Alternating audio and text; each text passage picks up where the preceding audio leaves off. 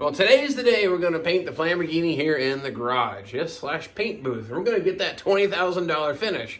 I say $20,000 because the price of materials and bodywork and everything to get to this point, if you paid someone to get to where we're at now, it may actually exceed $20,000. So maybe I'm being conservative, but either way, if you look at it, we're going to get the best possible finish in a garage. Is it a paint booth? No. Is it perfect? Probably not. Does that mean it's going to come out looking like crap? Nope. We can do a pretty good job here at home. Done it quite a few times. Pros, cons, up, downs, ins, and outs. But I'm going to show you kind of the way we're going to do it. Kind of multi-step process. Take some notes, follow along, hit the rewind, and watch it again. But I plan on kind of covering the topics and showing you how it goes.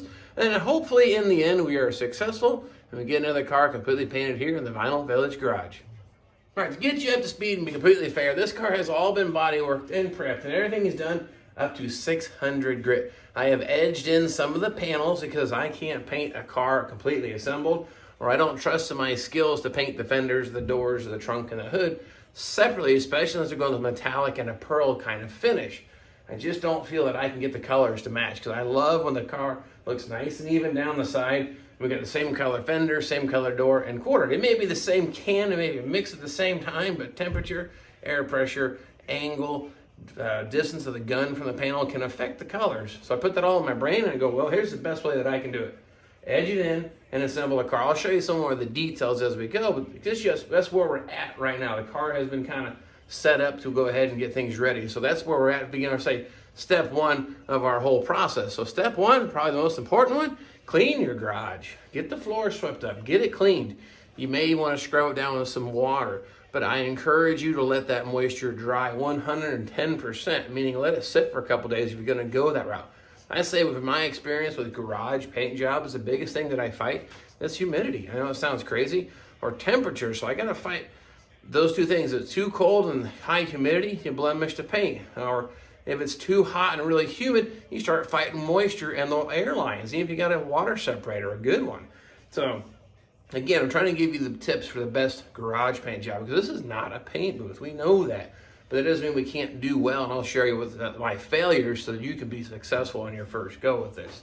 So I would say clean, step one is clean. So I think I've got the car all cleaned out and blown most of the dust out that I possibly could, removed items, but I'm hoping to keep the dust control. That's why we also mask things off, not to keep paint off, but keep from blowing air around and starting things up.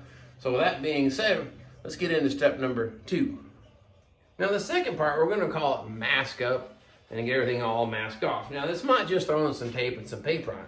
I've got this car up on jack stand, as you can see. It's a whole bit higher off the floor. Now I'm tall enough, if I had a roof on this car, I can still reach it and paint it. Some of the people that don't had it was a little more height that up, get something to step on, but I still encourage you jacking it up off the floor, especially on a garage paint job. Couple reasons. I'm a big guy. I have the exact opposite problem. I can't get down around the bottom of the car very easily anymore, so what I think about doing is make my life easier. I bring the car up at least 10 inches or so. I can get the bottom of the car real nice. The only part that I have to work on here is the bottom of the fender. That's my lowest point. That's only about 1.5 feet worth of distance, so that's going to work out okay. The rear of the car is up even higher because it kind of goes up. So they're just saying, we got the car up off the floor to help make it easier to paint. We're also going to be further off the floor to keep my paint and the air pressure away from the floor from stirring up the dust, which I like that. You'll see that I'll mask the car from the rocker panels, clear down to the floor, and tape my masking paper to the floor to seal up any dirt from blowing around and prevents any paint from going on the beautiful underbody. So if you remember previous videos, we've completely gutted this car. Everything is like brand new underneath it, painted super clean. You could eat off it. I wanted to keep all that pretty paint all in good condition. So again, the idea is I'm gonna tape it clean to the floor. So that's step number 2, mask it off. Oh, and one more thing, once you get your masking all done, when I drop that stuff to the floor, creates another challenge. Air hose length. The air hose can't drag under the car because you got it basically taped to the floor. So I have a bonus one on point 2.1. Check your air hose. Make sure it'll reach and get all your, basically reach all your corners of the car before you start spraying. One more additional note on the masking part, get a little more in depth. It's going to take you 2 to 3 hours or maybe longer to do this. Not exactly the most exciting part. I think it's more painful than sanding, and I loathe sanding. But that being said, use caution when using plastic. I like plastic for cover up large areas, but if you're going to be painting right next to the plastic will get some of that paint built up on it, which is fine until the paint dries. The next time you go across and it wrinkles, it throws little paint flakes in the air. I recommend any place that you're going to be painting, like at the edge of a fender or the edge of a door, go ahead and use some paper. It'll absorb the paint and keep flakes from flying in the air. Now we're going to get a little more in depth here because, like I said, I've got this car kind of staged differently. If you remember the previous videos, we painted the inside of the door jambs and the door. So what I'm going to do, I'm going to taping the whole door off on the inside, leaving the edge of the door partially exposed. My tape line essentially is going to be at the edge of the door. And then on the rocker panel, I've got it painted, all dusty as heck though here, from here up. So I'll put my tape in here. You can see where the tape's going to go. And then I'm going to paint from here up and leave this alone. So I got to be able to open and shut the door as I'm doing my paint job. So I got to be able to shut it so I can paint the outside as one big piece and then be able to open it to get in here and shoot that. Because what that will do, if I paint this way, it removes that dry line or a tape line where it has the hazy paint when you're trying to blend it, or a sharp tape line in here, which problem with tape lines is it gives you an area for the paint to start peeling. I don't like that. And it's also, you can see it, and if you try to buff it out, especially metallics, it just doesn't blend very good. So the technique here is hide the tape line where it's going to be not visible, then paint this without having a blend line or a dry line. It's kind of the same idea on the trunk inside here. I painted the inside of the trunk lid already. I painted the hinges, so I'm going to tape this off, put tape all around the inside of our trunk, and then leave it where the trunk will actually open and shut, but then I'm going to be able to paint the gutter and the whole trunk jamb all in one pass without having that dry line or haze line on it there. So I'll get the masking the old beast off here, and I'll check back with you in a couple hours once this part is done. That is approximately 4 hours of my life that I will never get back. I officially forgot how much I loathe masking cars off. But I'm so happy that step is done and complete. I also got another prize here. Check it out here on the floor. I have a case of Mountain Dew, a case of bottles that were sent to me by viewers. I'm going to tell you what, I kind of feel like hammering most of that down right now. I think I'm only going to have one. I was supposed to have one when I was done, but I feel like I've earned it at this point now. So now that we've got this all masked off, let me show you some of the stuff that I did and why it took me so long. Everything on the car that you don't want painted, you got to cover up. That, especially clear coat, it seeps into everything. But what I've done, of course, I removed the hood. I'm going to paint the top part of the fender. I did the bottom part of the fender. You can't see it, but I come up here, tape this off. That way when I'm all painted, there will be no blend line or tape line here on the inside edge of the fender. Back to that whole thing, trying to eliminate all the tape lines. Now the fuel door, I have it sitting here to remind myself that I got to do something. When I get it back around here to the trunk, I've got it all masked off too in preparation. Hinges are covered. This is all covered. I had to tape it close because I didn't want any paper falling and landing in my wet paint here, so I had to use up a lot of tape. This is probably why it cost $20,000 to do body work and paint job, because tape is not cheap in this situation. This stuff's getting expensive. What I planned on doing was I'm going to paint in here a couple passes of the Flambeau Burgundy. Not the clear yet, but I think I'm going to put two passes of the Flambeau Burgundy, and then I'm going to put the fuel door in the car, and then the third and final coat and drop coat, then I'll clear coat it. That's kind of my idea. So I have to paint the fuel door off to the side with two passes or something like that to kind of get the colors close. Tape up everything, taillight holes, emblem holes. I got this thing taped off all the way to the floor. You see the plastic draped all the way down. The idea is I don't want to blow paint under the car, and I also don't want to stir up dust. Same thing on the inside of the car. Have it all masked off. And you'll see something here. Back to that plastic. Don't put the plastic up next to the paint. I'm telling you, sometimes it lifts up and makes snowflakes out of that stuff, and you don't want that. And I've done the same thing here. My door jamb is all masked off, minus the part here that I want to paint, with the idea of not having any tape line. So again, so you have to do the end of the door, and the bottom of the door is done up the same way. So burned up a lot of tape. And this is why it takes so much time to mask it off this way.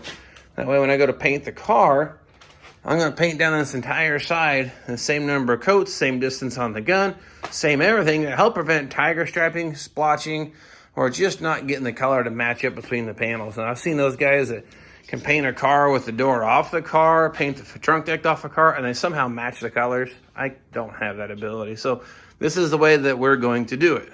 Right, now step 3 in our process, if you want to keep count, we're going to wipe this car down again. We're going to get it 100% clean and ready for our paint jobs. That means after that, do not touch it. Another thing that I didn't bring up in the past or to mention, fish eyes are a real problem with garage paint jobs. And I think the number one cause for that is any aerosol products that has silicone in it. Some of your spray like lubricants or whatever. If it has silicone in it, do not use it. Do not spray it with probably 100 yards of where you plan to paint. I've eliminated all silicone products from my garage, haven't used them for years, and I get maybe 1 or 2 fish eyes in the entire paint job now. So put that in your bag of tricks to remember. Get rid of, do not use, do not spray, do not have any silicone products in the area you plan to use to paint for many months. It's not something like a day or two. You just don't want to use that stuff if you want to attempt to try to paint at home and get a good quality paint job. So now we go through the tedious job of just wiping this thing down. I think that's pretty self-explanatory, and then I'll bring you back to the next part.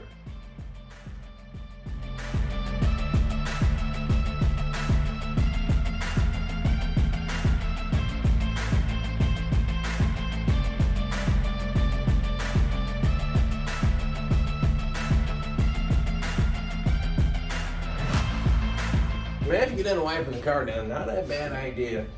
Take your air hose you plan to use for painting, and same thing.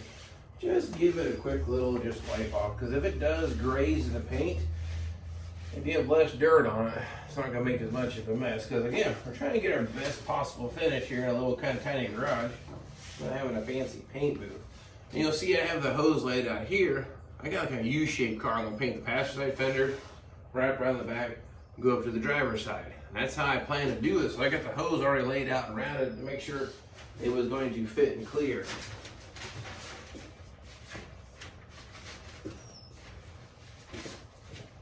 Now, share all this stuff with you. A lot of information quick, because I learned a lot of the stuff the hard way. And I'm trying to save you that grief for that time, because you can get a little education for sharing what we're doing on here, as opposed to jumping in deep end yourself and totally botching it up. So now, let's talk about the next step. Step number 4. Step number 4 is kind of one you got to roll the dice and hope to God the weatherman gets the stuff right, because if not, you're going to be possibly disappointed. Painting in a garage, you're going to have the door open. We're going to have to combat things like temperature, bugs, wind, humidity, neighbors, whatever you want to call it, right? So what I like to do is try to get the temperature somewhere between 60 and 75 degrees, metal temperature at least 60 degrees, and then you got to keep the humidity low. Here in Indiana, humidity is a huge issue. So you have the problem with that damaging the paint or putting moisture in your air system.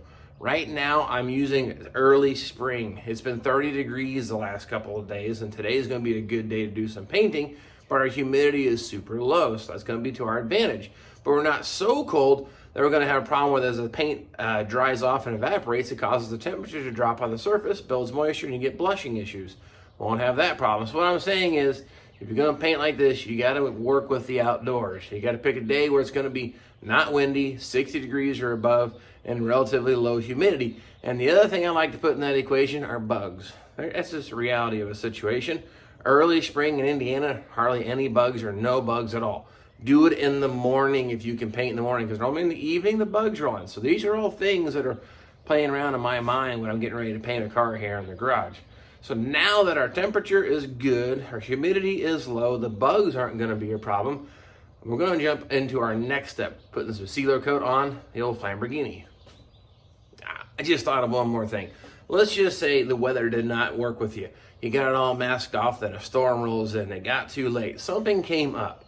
So the car is going to sit for a little bit of time. It would not be a bad idea to wipe it all down one more time. Or maybe the wife says, hey, it's time to take out the trash. So that puts you behind schedule, right? So then we need to go ahead and jump back into getting the car wiped down one last time. But we get the paint loaded up here in the gun, and then we're going to get on to step number 5, placing the sealer coat on. What we're going to do with that, you're going to watch here, is it's just going to be a thin coat, one even coverage of epoxy primer reduced with acetone, 10%. And that's the coat you put on, and do not touch it before, and do not touch that stuff afterwards. That sealer coat is just some kind of magic stuff you put in between there. Do not do anything with it. If you get a run or a really bad spot, you might have to do some touch up. But the idea is if it's a little piece of dust or anything, let it be. Don't touch that stuff. And then you put your top coat on. We got to put our sealer coat on and wait a minimum of 30 minutes, probably no more than an hour. Then we'll put our shiny, I guess, our pretty colors on there. So nonetheless, let's get the sealer going here on the Lamborghini. Paint gun is all loaded now with our epoxy ready to go on there. My goal, or my plan in my head here, I'm going to start with the passenger front fender, work my way around the car, and end at the driver's side front fender. The advantage of doing it this way is I don't have a start and stop line, because I'm stopping at the fender and starting at the fender. There's no panels in between. I've already painted the lower drop-off fender extensions and the valence. I'm going to shoot the hood and the cowling at the same time and hope that it comes out the same color. But I have the hood laying down flat. I don't have it standing up on its end, and the cowling sitting down flat as well. So the idea of keep it at the same angle to improve the chance of a good color match. So I guess what I'm saying is have a plan. Where are you going to start at? Where are you going to end at? Now, if you don't have a section where you can, like I have here, there's a gap, try to pick the thinnest or the smallest area. I would still probably wrap it around the front, and that lower valence only has that small little section there. I'd try to blend it probably right there if I was my start and stop line, if I was going to loop around the car. Now, if it had a roof, whole different story. But as I said, those things you got to consider with your plan when you're going to do it. I got my hose laid out. I've already tested it. I've got everything ready to go in my head. I think it's going to work out just fine. So let's go ahead and commence putting some sealer coat here on the Lamborghini.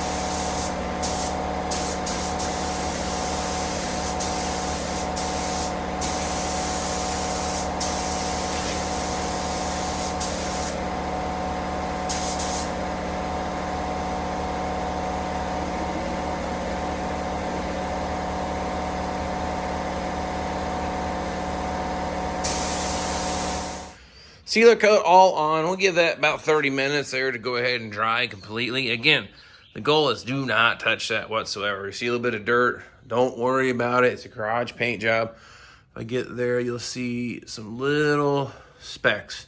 Don't touch those yet. Get the first coat of base coat on it. If it's really a bad one, then come back and dig it out. But we're gonna let this sit about 30 minutes, come back and mix up some color.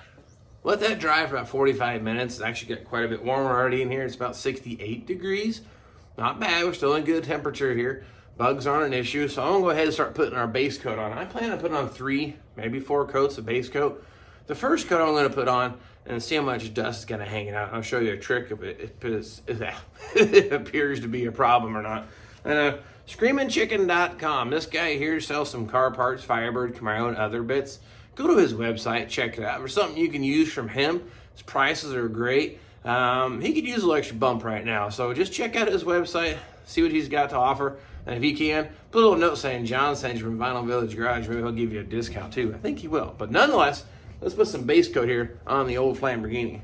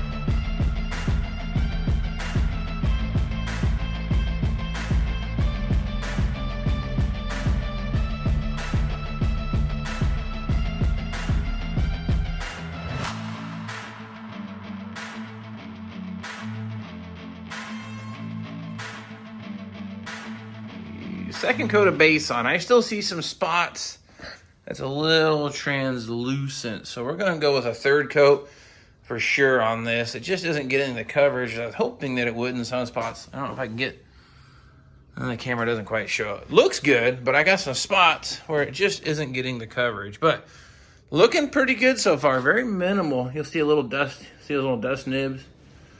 Not too bad. But before I do the next coat, what I normally do is take one of my microfiber cloths, just wipe everything down, any dust that may have collected on it here. So I'm going to give us about 10 minutes here to flash off. Then I'll wipe it down and go for coat number 3.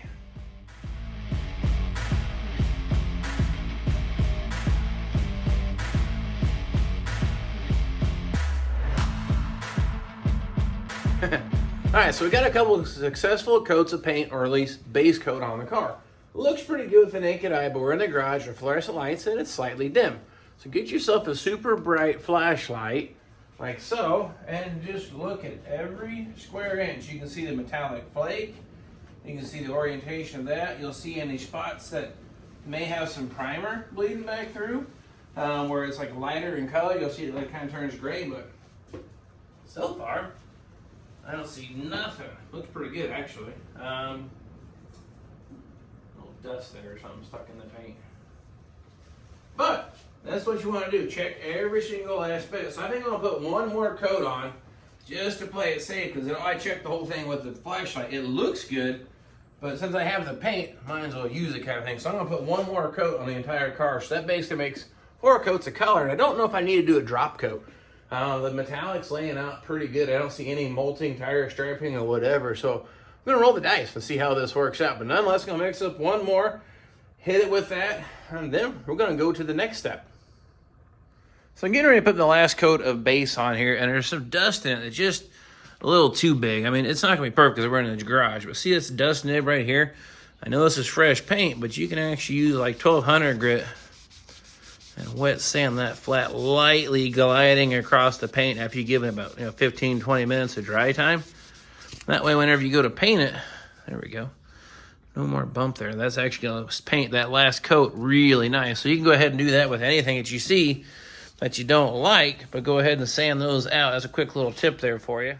I just thought of something. When you sand that surface like I did, do not go to clear coat. You must put another base coat on, especially if it's metallic. Solid color, you might be okay, but in metallic or pearl, you need to put one more coat on, because that'll actually, when you sand it, mess up the metallics and everything in the paint, and you'll see exactly where you sanded that at. So, I want to throw that out there. Now, we'll put our final coat of color on the Lamborghini. Okay, now, in preparation for the last coat, I'm going to go ahead and just wipe the car down. These are dry, nothing special, just to grab any dust and it's landed on the paint since it's sitting out here drying. Because again, it's in a garage, it has issues. But these will actually kind of glide across the top of the surface. You can get something that snags real hard. You might want to investigate, see if it's something like we just did with the hood there. File it off or sand it off, or you put your final coat on. But everything's feeling pretty good.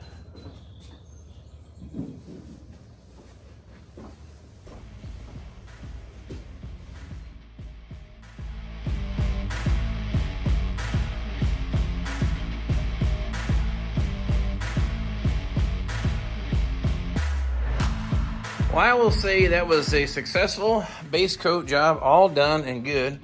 Very minimal dirt in this paint. I mean, you got to consider, I got this garage door open, there's a slight breeze, and I'm painting in a freaking garage. But you can see, yeah, the clear coat's like the main event. It's really going to make this color pop. It looks kind of hazy because that's what base coat does. It doesn't really shine until you put the clear coat there on it. I think I'm going to do 2 coats of clear. I'm going to give this about 10 more minutes to flash off.